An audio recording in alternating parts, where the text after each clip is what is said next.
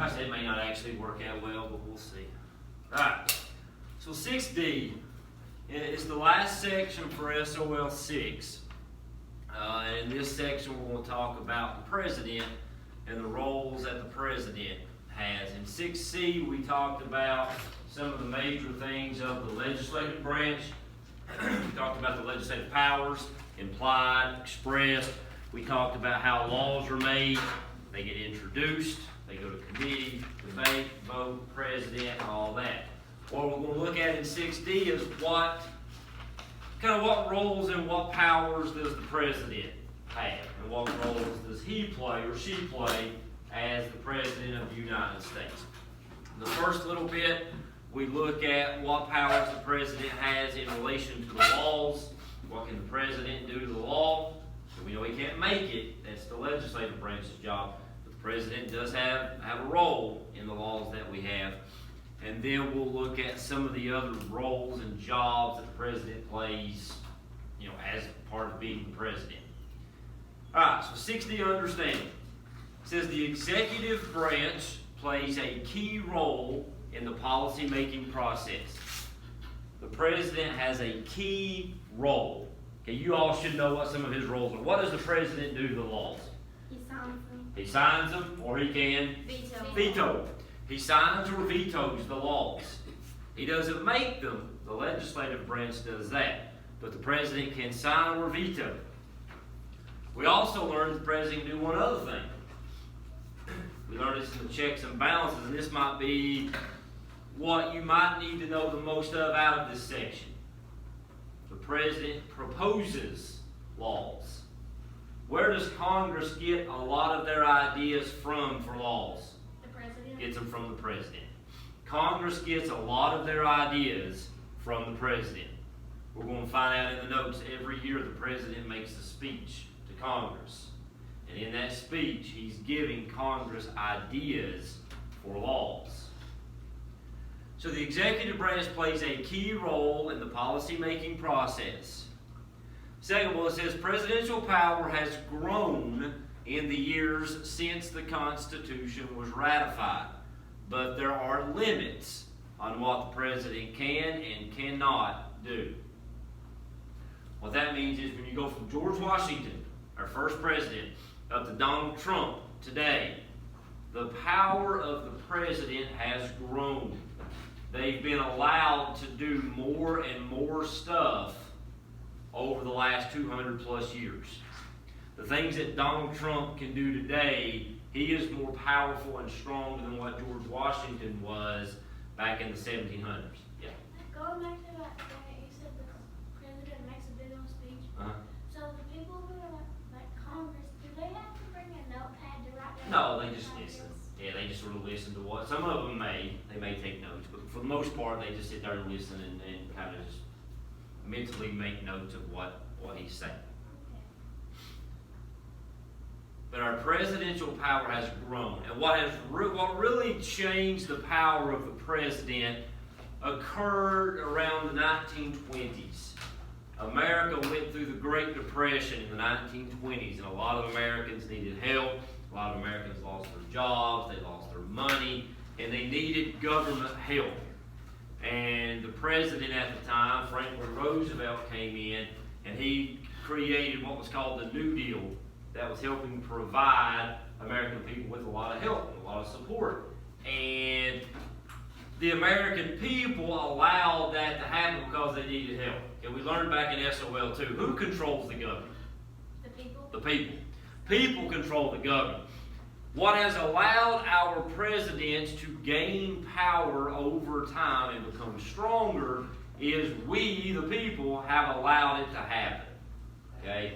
George Washington and those people never intended the president to be as strong as the president is today. In fact, I would be willing to bet that if George Washington and Thomas Jefferson and those guys were alive today, they would not like the power the president has. But we, the people, have allowed the president to get stronger over time. Because we needed the president to be stronger at certain times, and so therefore, the president's power has grown. Yes, according to the Constitution, the president still pretty much has the same jobs and the same roles, but we've allowed him to do more stuff in those roles, so therefore, the president's gotten stronger. And just to clarify, it's not Donald Trump's fault. A lot of people say, that's just Donald Trump. You know, Obama was stronger. George W. Bush before him was stronger. Bill Clinton was stronger. Ronald Reagan was stronger. They were all stronger than George Washington because we've allowed them to grow and allowed their powers to grow over time. And really, like I said, it really kind of started more so with around the Roosevelt period in the 1920s and 30s. So the executive branch plays a key role in the policy making. We said he can propose the laws, he can veto the laws, and he can sign them into law. And then the power of the president has grown over time.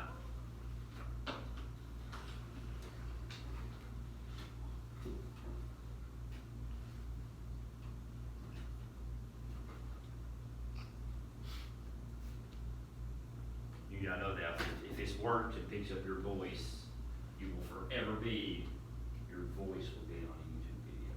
No. Just saying. I don't know how well this is going to work. I don't know if it'll pick up your voice or not. I don't know if it's going to pick up my voice. But I did this before I stood right beside my phone. This may not even work. I just figured I'd try it. Are you going to use this next year to figure it out? I'll save these and use them for maybe if I'm ever asked. If I know I'm going to miss this day, we need to take notes. I know I've got this saved. And you have to record it next year. It was loud whenever you were close. Well, like I said, I was standing right beside it. I don't know if it's going to pick up my voice or not. It was like really loud. It may pick it Well, up. we're definitely getting it. Everybody good? Got it? On FaceTime, it works.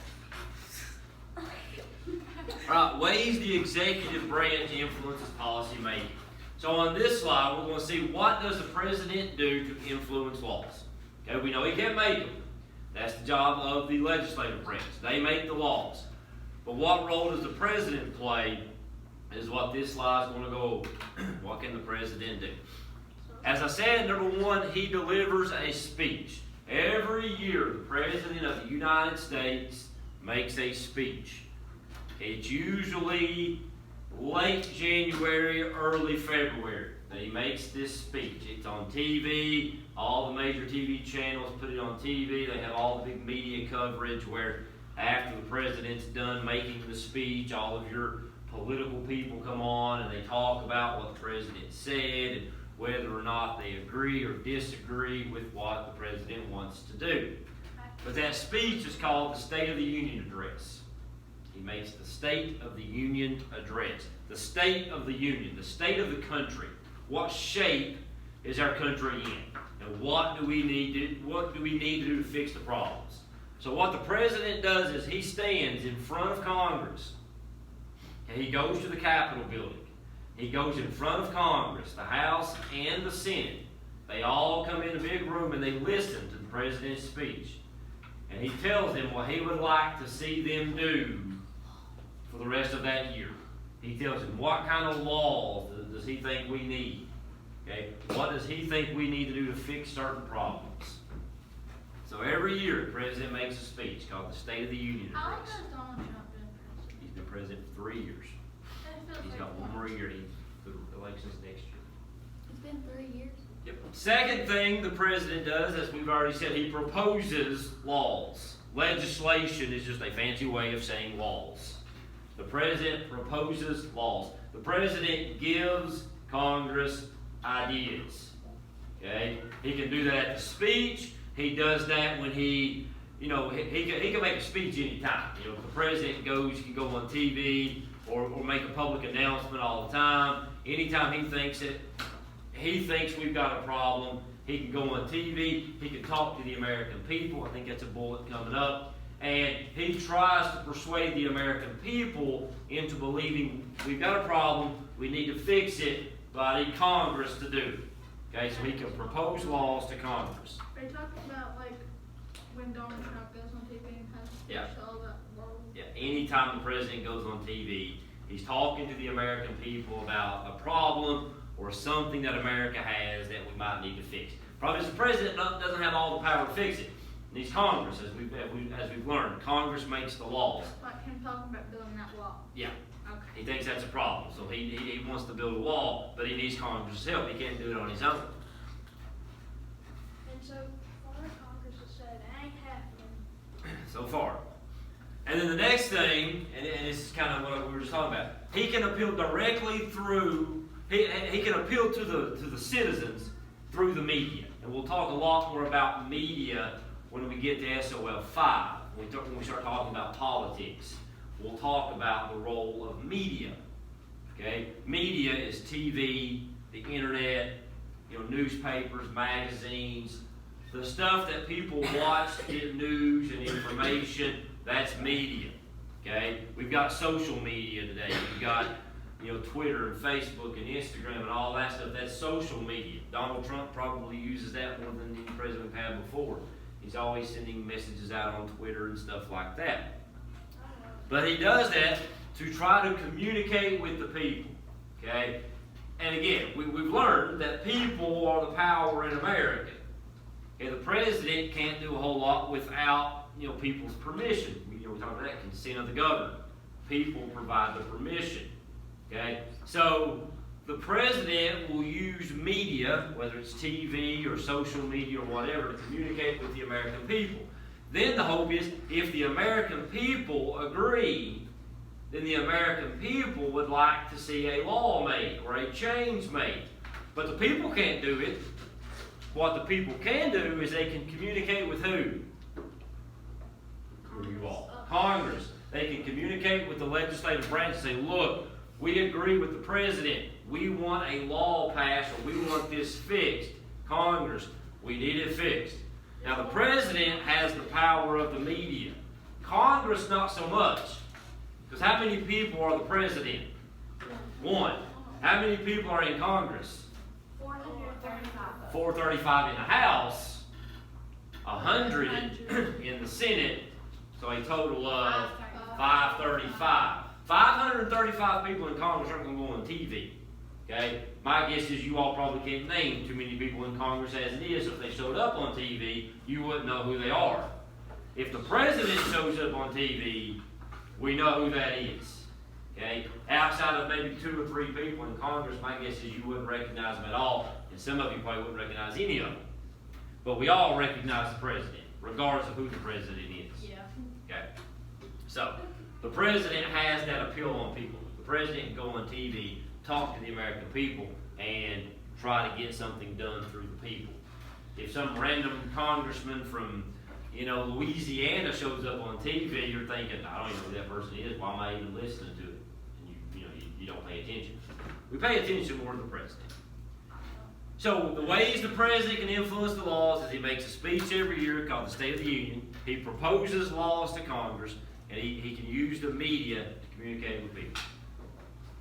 Okay, good? All right. Here's a picture of President Obama when he made one of his State of the Union addresses. Okay? You've got Obama there in front of the microphone. Behind him, you've got the Speaker of the House. To his left, to the right of the picture, that was the Speaker of the House at the time. It's the leader of the House of Representatives. On the other side, he's got his Vice President, who was Joe Biden at the time. The Vice President is the leader of the Senate. So they sit behind the President and listen.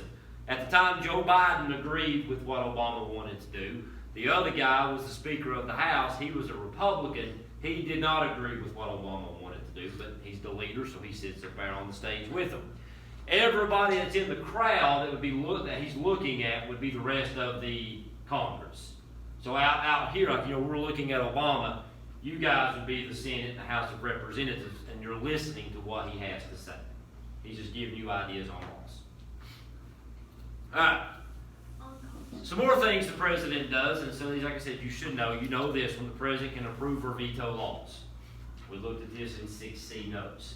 The last step in how laws are made is it goes to the president. The president will look at the law, and if he likes it, he approves it, he signs it. If he doesn't, he vetoes it. Is this on the same thing? Yes. I just had a picture in the middle. Same title of the slide, ways the executive branch influences policy making or laws. Just I had a picture in there to break it up, showing you the picture of Obama making the State of the Union address. So the president can approve or veto laws. Next, the president can appoint officials who carry out the laws. The president can pick people, as we learned, to help him carry out the laws. The president can pick cabinet members. The president can pick people for certain agencies like the CIA, the FBI. The president gets to pick those people. But just to review, when the president picks someone, what has to happen next? Congress has to decline it or. That's it. Congress has to approve them or not approve of that person. The president gets to pick. He gets to pick people who help him. But Congress has to vote yes or no as to whether or not that person gets the job. President Trump can pick me if he wants to help him out. But then if he picks me, I have to be approved by Congress. I don't get the job just because he picked me. I have to be approved. So like, if someone tried, like, if the president wanted to pick you for that, like, they would have to vote on it? Yes, Congress would have to vote. If they vote no, I don't get the job. He'd have to pick somebody else. You know, I was just Can you thinking the decline president a always. job? Yes. Yeah, we've had people under Trump right now who've got jobs, they've kept them for a little while, and after a while they step down and resign. I think there's actually been one or two people who've been nominated by President Trump and they've turned it down. Just for whatever reason.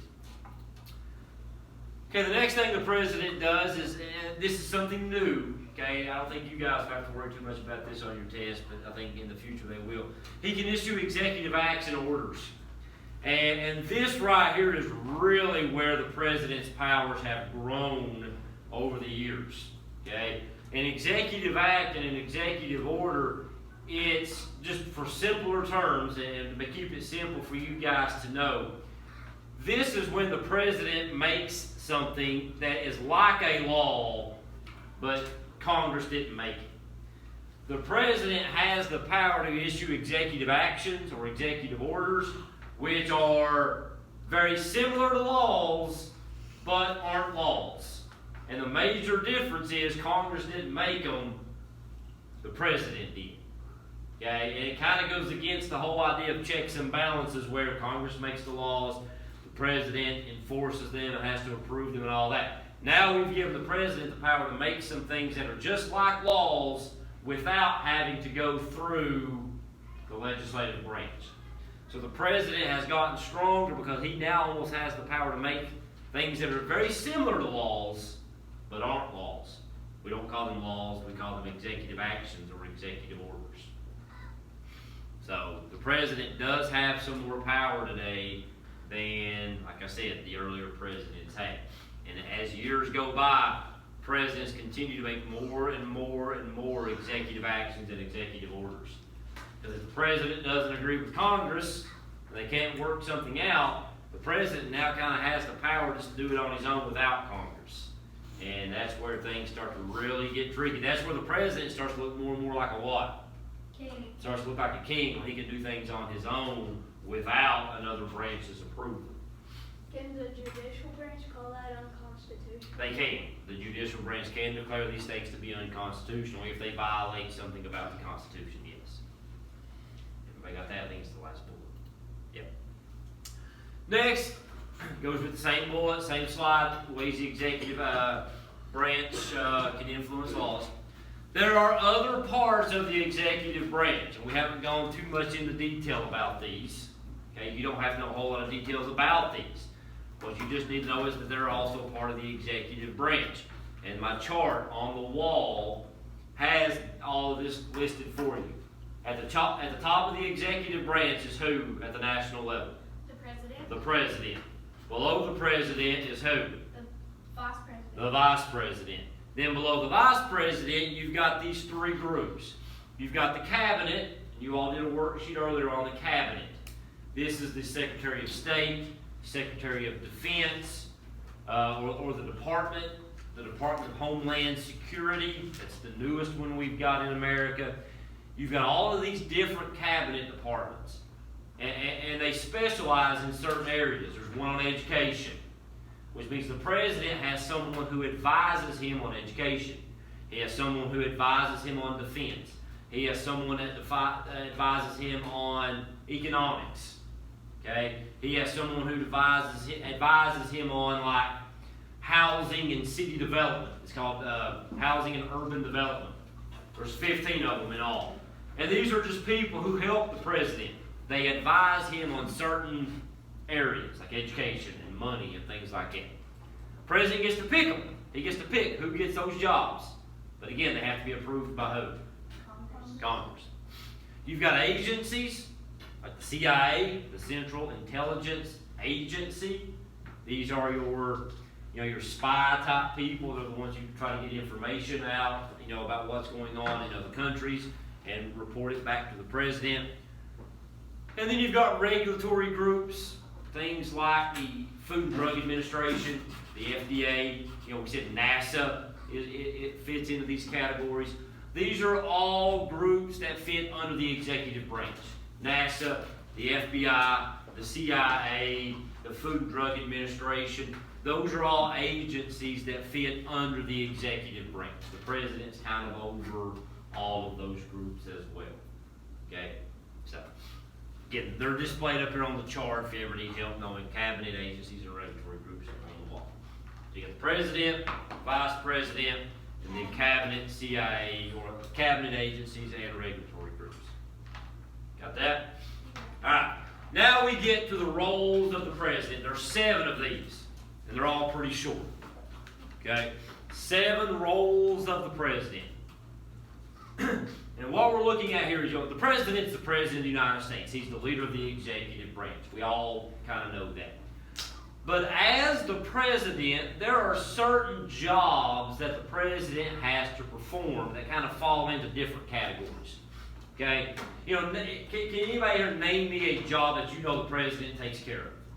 Other than like executing law, which is one of them. But can you name a job? What's something the president does as part of his work? Huh? Is that it? He prepares the budget. Okay? The president. The president does. Yeah, just some of the job. He prepares the budget. Okay, every year he designs the budget and decides how we're going to spend money. That fits into a certain role, okay, that he does. Okay? The president, according to the Constitution, is the leader of the military. Okay? When we go to war, the president makes the decisions, the final decisions, on whether or not we should attack certain places or bomb certain places and do that. That fits into a certain category.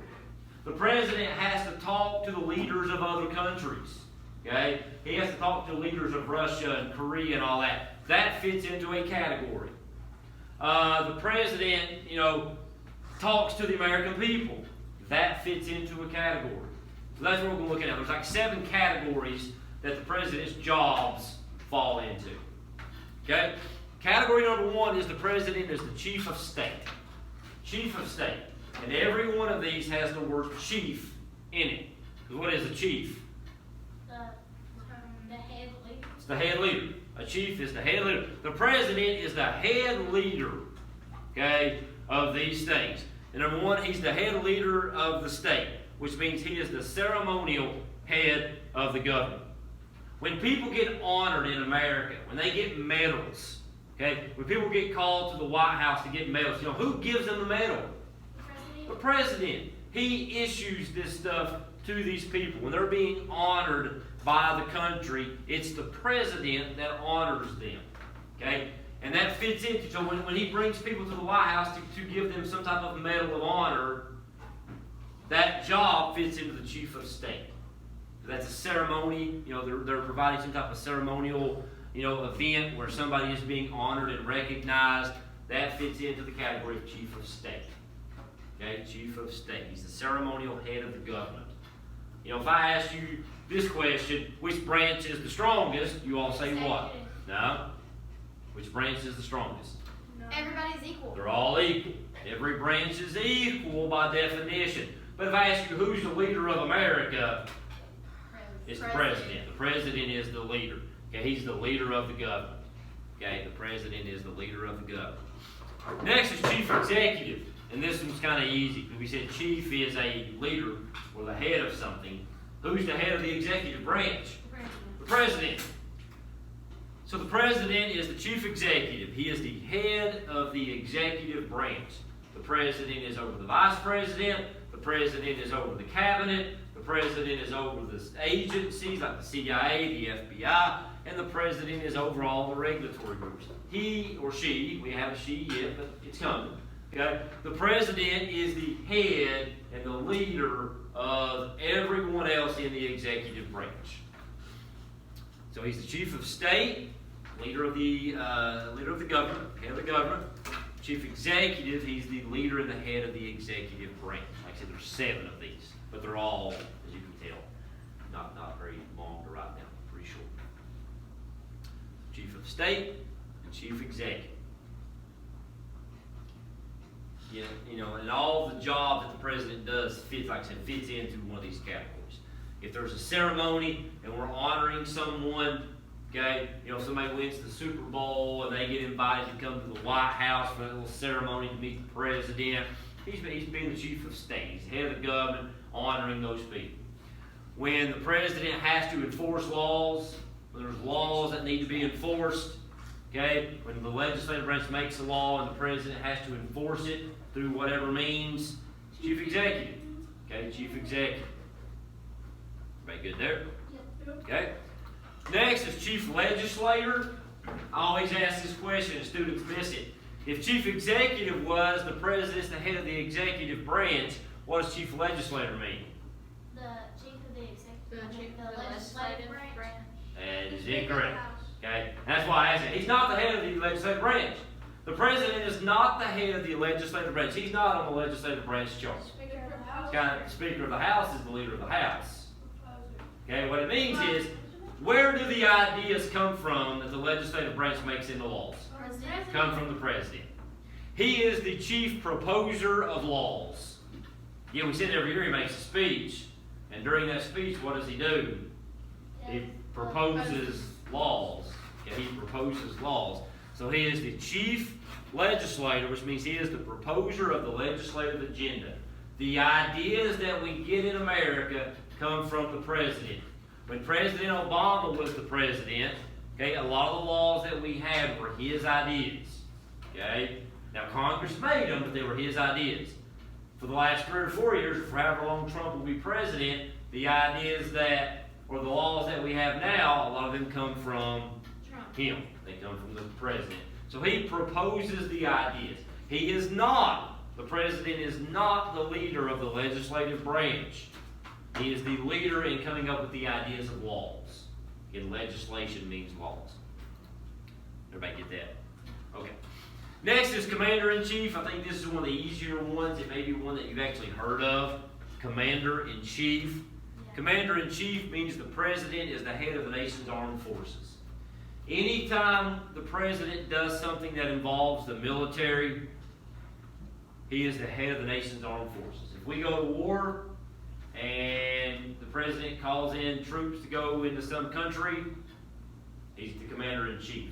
Anytime the president meets with the military, visits a military base, does anything like that, he's exercising his role as commander-in-chief. So going back a slide, when the president makes the State of the Union address every year, that's the job that he has, which one of these roles is he performing when he makes that speech?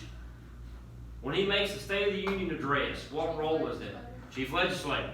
When he goes to a military base and visits with some of our generals, what role is that? Commander-in-chief. Everything he does sort of fits into one of these categories. If the president decides to send missiles over and attack some Middle Eastern country, what role is that? Commander-in-chief. Commander-in-chief. Because he's using the military. The president controls the military. So Commander-in-chief, head of the nation's armed forces. I got that? Yep. Okay. Next, chief diplomat. Chief diplomat. The president is the architect of American foreign policy. Okay, the president is the architect. He designs American foreign policy. Our relationship with other countries. Who is the leader in handling that relationship? The president. The president. Okay? Now, the president has a lot of ambassadors. We've had that word before. You may not know what that meant. An ambassador is someone that the president picks to go to these other countries and kind of represent him. Because can the president be in every country at the same time and know what's going on everywhere? No. So he has other people that help him, called ambassadors. He picks them, Congress approves of them, they go to foreign countries and they relay information back to the president. Okay? But everything that happens between America and other countries goes through the president. And that is his role as chief diplomat.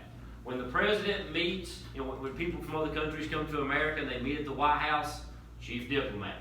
When the president goes to another country and meets with the leaders of that country, chief diplomat. Okay? I know there was some controversy here in the news recently about Trump was supposed to have met with some of the leaders of Al-Qaeda, and they canceled the meeting. Well, had they had that meeting, he would have been meeting with leaders of another group or whatever from another country. That's his role as chief diplomat.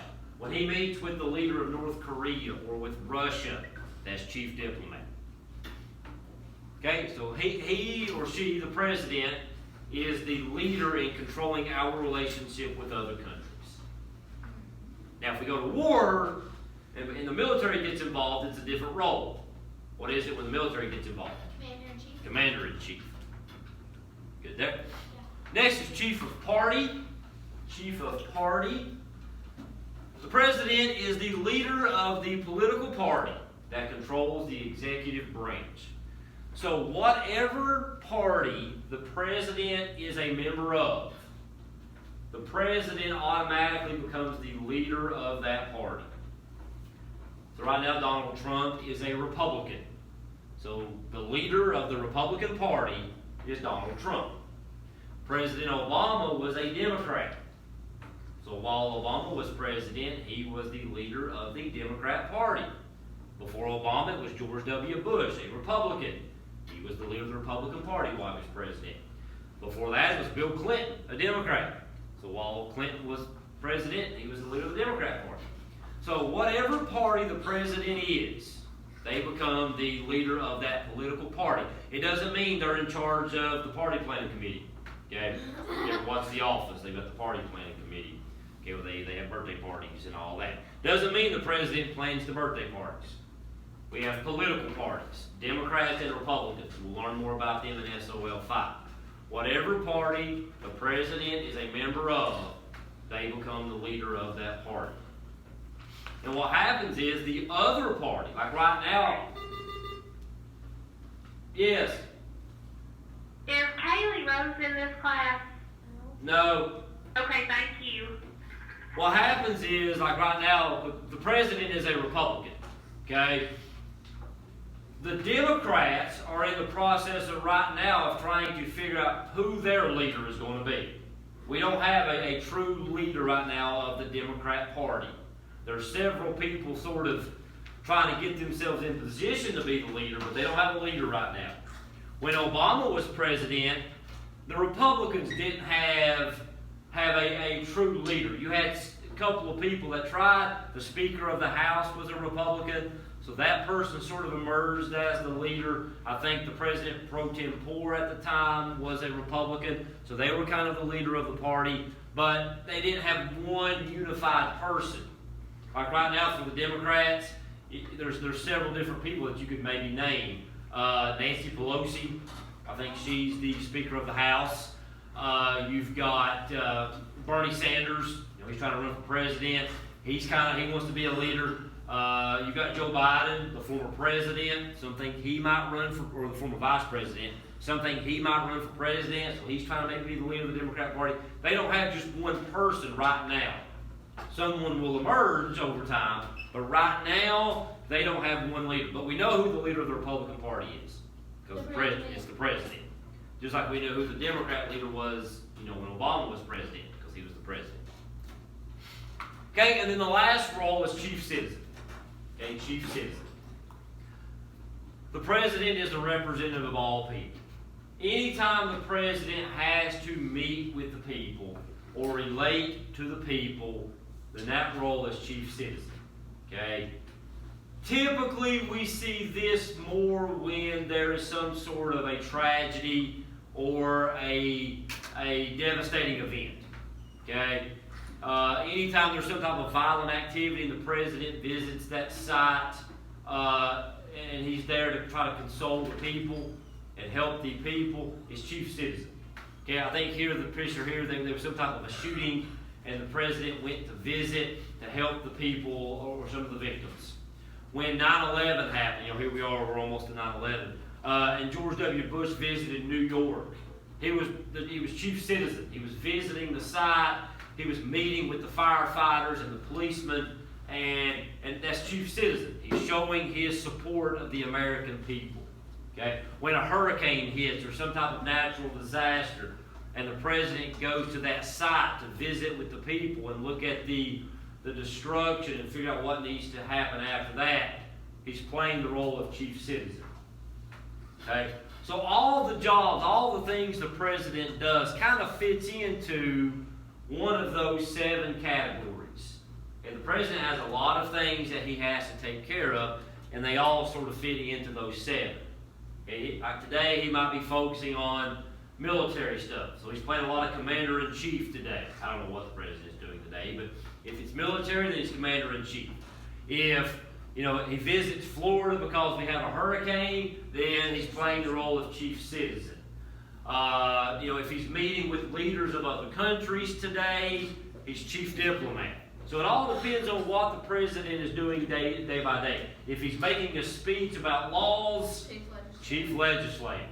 Okay? If he's meeting with people to honor them for some type of success, maybe it's chief of state, because he's the ceremonial head of the government. So all of those things. Maybe he's got a meeting with his cabinet today.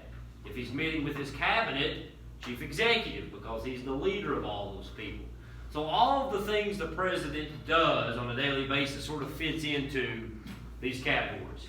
Like I said, he don't do all of these every day. He might do 1 or 2 of them a day. He might just get to 1 of them a day. It just depends on what the president's taking care of on a daily basis. Any questions about that? No. I believe that's the end. Yep, that is the end. All right, so let's take a bathroom break, and when we come back, we got a little quiz to